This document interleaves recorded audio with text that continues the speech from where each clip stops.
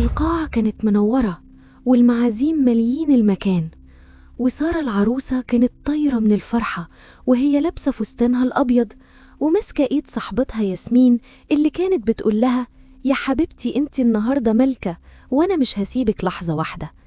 ياسمين كانت هي اللي بتظبط لها الطرحة وبتمسح لها دموع الفرحة، والكل كان بيحسد سارة على صحوبية ياسمين وجدعنتها.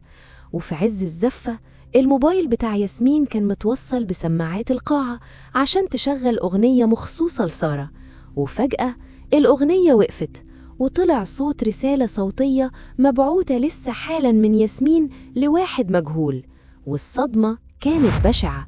الكل سمع ياسمين وهي بتقول بضحكة غل وقرف: اهي اتجوزت وسكنت في أحسن شقة والعبط فاكرين إنها شريفة، ده أنا اللي مدارية على بلاويها ومصورة لها فيديوهات وهي مع غيره، وأول ما الفرح يخلص هبعت كل حاجة لعريسها واخرب بيتها عشان تعرف إن الله حق. القاعة كلها سكتت والدم نشف في عروق سارة وهي سمع صوت أختها اللي مأمنلها بتبيع شرفها وسيرتها قدام مئات المعازيم بدم بارد.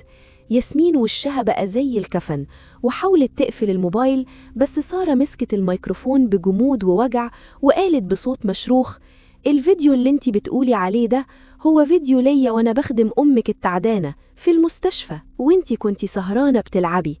الغل عماك لدرجة إنك تفتير عليا في شرفي ليلة فرحي. سارة قلعت الطرحة ورمتها في وش ياسمين، والعريس طرد ياسمين من القاعة بالجرسة قدام الكل.